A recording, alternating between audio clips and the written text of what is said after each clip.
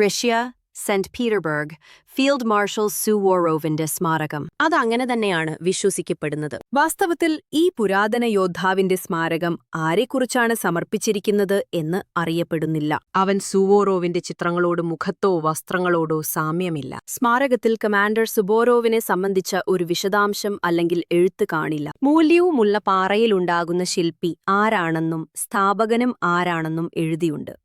ഇതൊരു വൈകിയ കള്ളക്കടലാസാണ്. ഇത് പൂർത്തിയായ പാറയിലേക്കു കത്തിയിരിക്കുന്നു. കാസ്റ്റ് മെറ്റൽ ഉൽപ്പന്നങ്ങളിലെ എഴുത്തുകൾ എപ്പോഴും ഉരുക്കിയിരിക്കുന്നു.